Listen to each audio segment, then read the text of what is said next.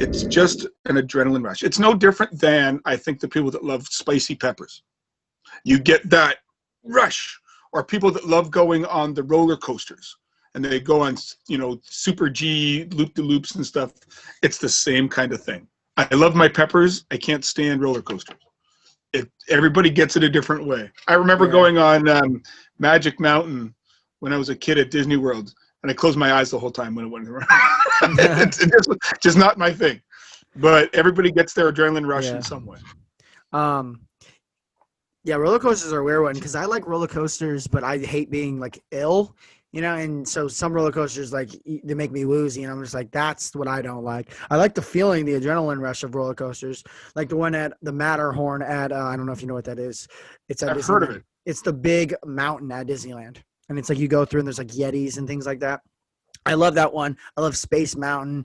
They turned it into a Star Wars thing, but it used to be basically like this really dark, like inside roller coaster. You listen to Red Hot Chili Peppers. Love that one. I just hate being sick. I was there in the mid 80s, so it was probably Wham or something like that. Yeah. Motley Crue, maybe, who knows. Yeah.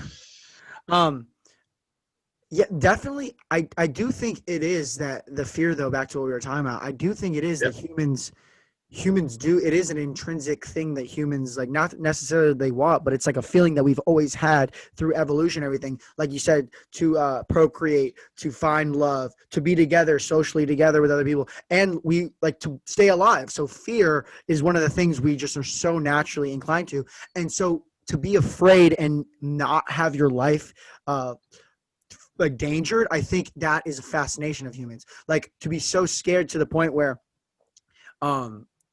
let's say you crap your pants, but know that you're still going to be alive at the end of the day. I think that is where the line goes. Because no one, I mean, there are some people, I don't want me to shit on you if you are like this.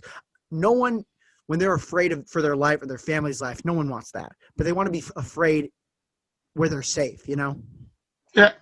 I mean, the part of it is adrenaline rush. Part of it is fear is healthy in small doses. You need a bit of fear for, if you have a family, you want to make sure that they're protected. For self-preservation, a bit of fear is good. I mean, you can go back to Machiavellian theory, of war and that kind of stuff. A little bit of fear is good, but you can't live in fear. And that's kind of where we're kind of seeing with the COVID and people being inside, and you get the higher bouts of depression and things. A lot of it is fear that's now come out. That was maybe sitting dormant for a while. And so then there's healthy fear and there's unhealthy fear. And it's kind of like, I don't know if you've ever seen those YouTube videos where it's usually girls, but it's also guys. They go on the roller coasters, or the ones that go up and down in high amounts. And the look on their face looks, one, orgasmic, but also thrilling, and it's the adrenaline rush. Like however or the people, I just watched the show on Netflix.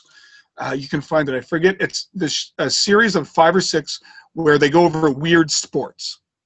There's one about hair cutting. There's one about frog jumping. There's one about people that eat the chili peppers, the hottest of the hottest.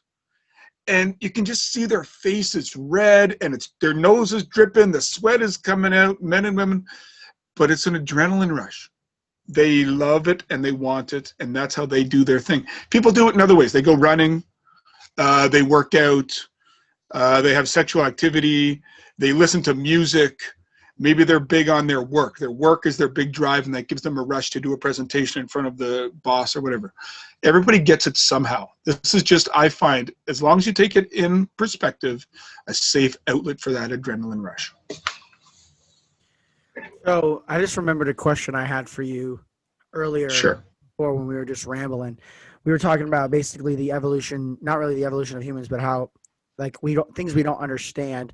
And I wanted to ask you, do you think, because there's a big push right now saying that the development of the human and like the first people to think came from psychedelics. Are you a believer of that? Sorry, what's the theory? So it's the stone to ape theory. So basically that when humans, when we were evolving, and when we came down for trees, we were walking across the Sahara, and they would eat magic mushrooms, and it connected more things in the brain, and that's basically what caused consciousness. Are you a believer in that, or do you think it was just gonna happen? I've never heard of that. I'm gonna have to look into that. I had some magic mushrooms about 20 years ago. It's been that long. So by the time when you were coming out of Mama, I was tripping out. I don't know. Do they say that because of the synapses going off in their brain and because of it give you a higher enlightenment that perhaps it set man off in a certain path that it might not have gotten to otherwise? Yeah, that's what I don't know. That's interesting. I'd have to really give that some thought. Maybe I'm gonna have to get some munchies and do my own experimentation. I don't know. That is good. I don't know, because the thing with ancient man is there's so many theories, but we're never really gonna know. Yeah. Right. So it's, something will be in vogue for 5 years, and then, once upon a time they thought it was a meteorite from the earth, from the sky. Like, who knows? Mm-hmm. Yeah, who does know? No one will ever know, like you said. No one's gonna know. It's just cool to like have people just like think up these ways it could have happened, these theories.